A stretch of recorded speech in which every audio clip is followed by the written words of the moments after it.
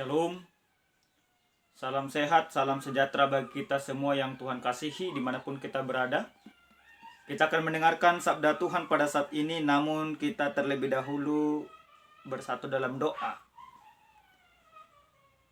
Tuhan yang maha baik, Tuhan yang maha kasih, kami bersyukur buat segala kebaikan dan kemurahan-Mu dalam hidup kami. Kami bersyukur buat kesempatan ini. Ketika kami akan mendengarkan sabda-Mu, urapi kami supaya kami mengerti sabda Tuhan. Terima kasih Bapa. Dalam nama Yesus kami berdoa. Amin. Kebenaran firman Tuhan yang akan kita dengarkan pada saat ini yang tertulis dalam kitab Ibrani. Pasal 6 ayat 17 sampai dengan ayat yang ke-20. Inilah firman Tuhan, mari kita sama-sama membacanya. Karena itu untuk lebih meyakinkan mereka yang berhak menerima janji itu, akan kepastian putusannya, Allah telah mengikat dirinya dengan sumpah, supaya oleh dua kenyataan yang tidak berubah-ubah tentang mana Allah tidak mungkin berdusta, kita yang mencari perlindungan beroleh dorongan yang kuat untuk menjangkau pengharapan yang terletak di depan kita. Pengharapan itu adalah sauh yang kuat dan aman bagi jiwa kita, yang telah dilabuhkan sampai ke belakang tabir, di mana Yesus telah masuk sebagai perintis bagi kita. Ketika ia menurut peraturan Melkisedek menjadi imam besar sampai selama-lamanya. Sampai di sana pembacaan kebenaran firman Tuhan.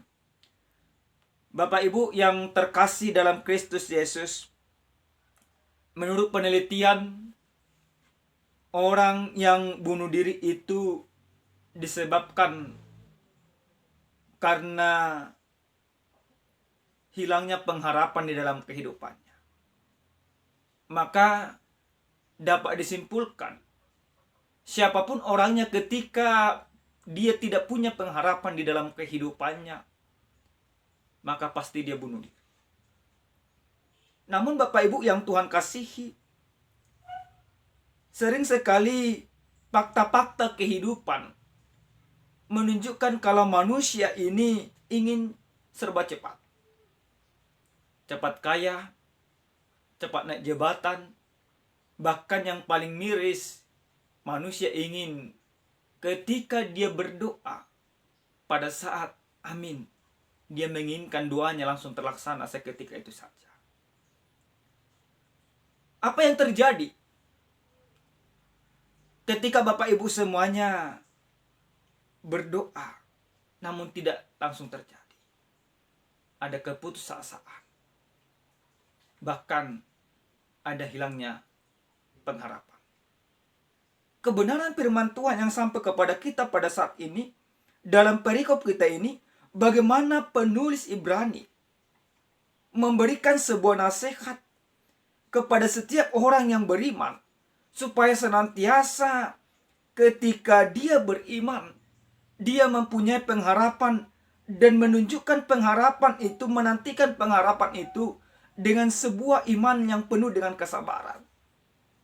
Bahkan perikop ini menjelaskan bagaimana Abraham mempunyai rasa sabar yang begitu luar biasa. Allah memanggil Abraham keluar dari tanah kelahirannya ke tanah yang Allah janjikan. Allah juga berjanji akan memberikan keturunan yang banyak kepada Abraham. Namun apa yang terjadi? Kalau kita melihat dalam kebenaran firman Tuhan, dalam ayat ke-14 sampai dengan ke-15, katanya, sesungguhnya aku akan memberkati engkau berlimpah-limpah dan akan membuat engkau sangat banyak. Abraham menanti dengan sabar, dan dengan demikian ia memperoleh apa yang dijanjikan kepadanya. Yang maksudnya seperti apa? Yang maksudnya, ketika Allah sudah memberikan sebuah janji kepada Abraham, tidak serta-merta dalam sekedap janji itu langsung terlaksana. 25 tahun setelah Abraham menerima janji akan memperoleh keturunan, 25 tahun kemudian, baru Allah menyatakan janjinya memberikan seorang anak laki-laki kepada Abraham. Namun Apa yang mau dikatakan perikop ini kepada kita? Abraham percaya dengan janji Allah. Abraham penuh dengan kesabaran menantikan janji itu. Abraham penuh dengan pengharapan bahwa apa yang Allah janjikan kepada hidupnya akan terlaksana sesuai dengan ketentuan Allah, bukan dengan ketentuan Abraham. Lalu, Bapak Ibu yang Tuhan kasihi dalam Kristus Yesus, dalam perikop kita dikatakan karena itu untuk lebih meyakinkan mereka yang berhak menerima janji itu akan kepastian putusan Allah telah mengikat dirinya dengan sumpah. Kita, orang percaya, merupakan bagian dari janji Allah yang Allah nyatakan kepada Abraham. Apa janji Allah kepada kita? Janji Allah kepada kita yaitu akan mengutus seorang penebus, akan mengutus seorang suruhannya yang bernama Yesus Kristus. Apa yang Allah janjikan, apa yang Allah putuskan, apa yang Allah ikat kepada kita, apa yang Allah sumpahkan kepada kita, benar-benar Allah nyatakan, Allah lakukan, Allah tepati. Allah menepati janjinya, yaitu bagaimana Yesus Kristus senantiasa menjadi perantara Allah, penggenapan janji Allah yang Allah janjikan kepada kita. Kristus datang ke tengah-tengah dunia ini, yaitu untuk menunjukkan janji Allah yang benar-benar mengasihi kita. Allah berjanji tidak akan pernah membiarkan umat ciptaannya itu, manusia itu, dikalahkan oleh dosa. Maka janji itu telah Allah genapi melalui Yesus Kristus. Makanya dikatakan pengharapan itu adalah sahu yang kuat dan aman bagi jiwa kita yang telah dilabuhkan sampai ke belakang tadi. Pengharapan kita di dalam Yesus Kristus menjadi sahu yang kuat bagi kita, menjadi penyelamat bagi jiwa kita. Aman artinya selamat. Bagaimana Allah menyelamatkan kita lewat Yesus Kristus. Bagaimana Yesus Kristus yang telah masuk sebagai perintis. Sebagai perintis artinya menjadi pendahulu, menjadi pelopor. Pelopor keselamatan bagi setiap orang yang percaya. Dia menjadi imam. Jadi orang tidak perlu lagi masuk sekali setahun seperti imam besar yang hanya sekali setahun datang menyembah Tuhan, memberikan pengharapan. Tetapi lewat Yesus Kristus yang menjadi perdamaian bagi kita. Maka setiap orang yang percaya, Tuhan pastikan layak untuk masuk ke dalam tahta kerajaannya. Bapak Ibu yang Tuhan kasihi dalam Kristus Yesus. Adapun tema kita yang sampai kepada kita pada saat ini dikatakan Allah yang tidak pernah berubah. Lalu bagaimana kita merespon, mengimani bahwa Allah tidak pernah berubah. Allah tidak pernah berubah untuk mengasihi kita. Allah tidak pernah berubah akan janji-janjinya. Tetapi yang sering sekali berubah yaitu kita. Kita yang berubah dari janji Allah. Allah sudah menjanjikan bahwa kita ini akan memperoleh mahkota kehidupan. Namun kita keluar dari janji Allah itu. Maka lewat firman ini Allah mau mengingatkan kita bagaimana Allah tidak mau berubah mengasihi kita. Maka kita juga harusnya sebagai orang yang beriman kepada Yesus Kristus, jangan pernah berubah di dalam kehidupanmu. Jangan pernah engkau berubah di dalam rumah tanggamu. Engkau harus menyatakan bagaimana kasih Allah benar-benar nyata di dalam rumah tanggamu. Engkau harus menyatakan bagaimana kasih Allah nyata di dalam kehidupanmu. Engkau harus menyatakan bagaimana kasih Allah nyata di dalam pekerjaanmu.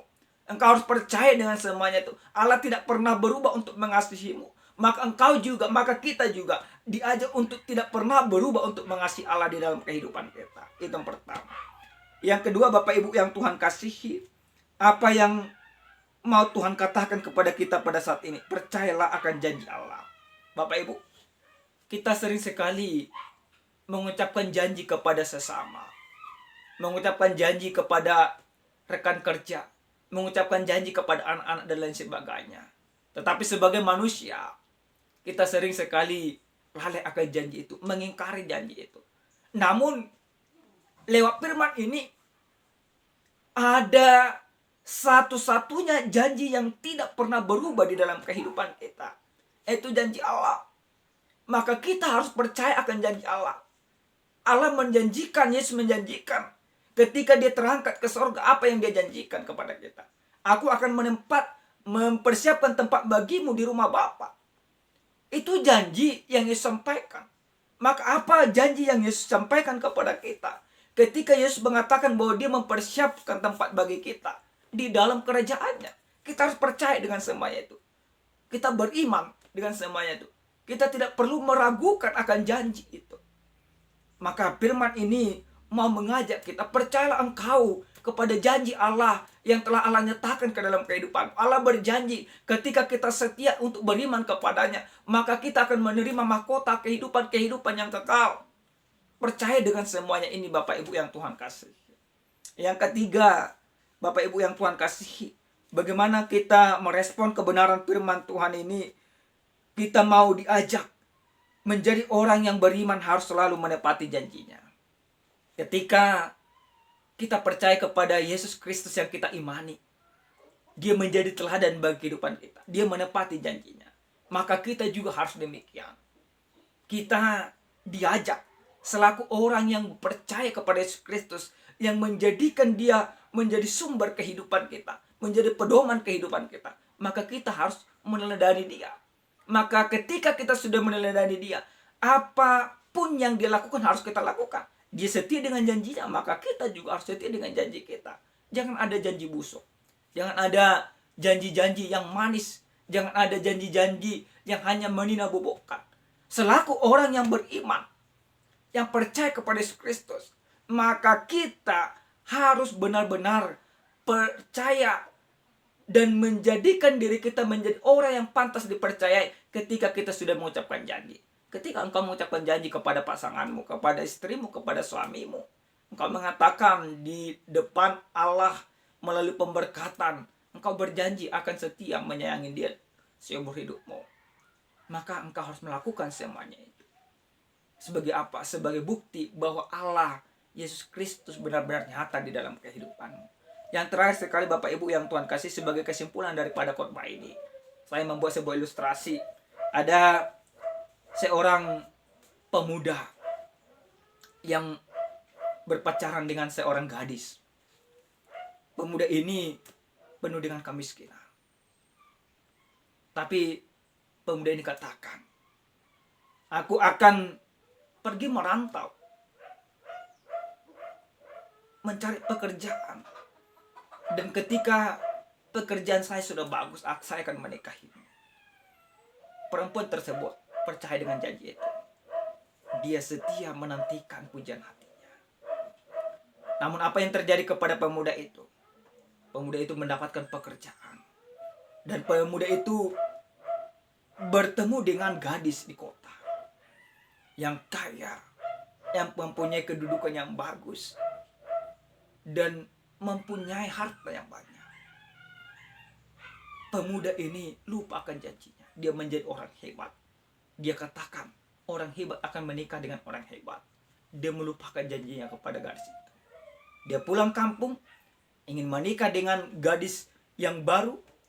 Lalu gadis yang lama yang menantikan, yang percayakan janjinya bertanya, engkau berjanji kepadaku demikian, engkau akan menikahiku setelah engkau sukses. Apa dikatakan pemuda itu? Itu dulu orang berhasil akan menikah dengan orang yang kaya, katanya. Bapak Ibu, sering sekali kita seperti pemuda tersebut. Kita lupa akan janji kita. Kita memohon kepada Tuhan, Tuhan, mohon berkati aku, berikan pekerjaan kepada aku. Aku berjanji akan senantiasa mempersembahkan hidupku kepadamu. Namun setelah Tuhan memberkati, kita memberikan apa yang kita inginkan, apa yang kita butuhkan dalam kehidupan, kita lupa menyembah Tuhan dan mempermuliakan namanya. Bapak Ibu, sebagai orang yang percaya, sebagai bukti gambaran Allah nyata di dalam kehidupanmu, kita harus semakin percaya Allah yang tidak pernah berubah. Maka kita juga jangan pernah berubah untuk mencintai Tuhan. Jangan kita juga berubah untuk tetap mengasihi sesama kita. Amin. Kita berdoa. Terima kasih ya Tuhan kami, Tuhan yang maha baik. Benar ya Tuhan bahwa Engkau adalah Allah yang tidak pernah berubah untuk mengasihi dan memberkati kami. Terima kasih buat sabdamu yang sudah kami dengarkan. Biarkan sabdamu ini mengajar kami, mendisiplinkan iman kami, dan membuat kami semakin beriman teguh kepadamu. Bahwa kami percaya bahwa Engkau adalah Allah yang tidak pernah berubah untuk mengasihi kami. Terima kasih Bapa. Ajari kami untuk tidak pernah berubah mencintai Engkau. Mempertunjukkan kasih-Mu dalam kehidupan kami. Dalam nama Yesus kami berdoa. Amin. Shalom. Tuhan memberkati kita semua.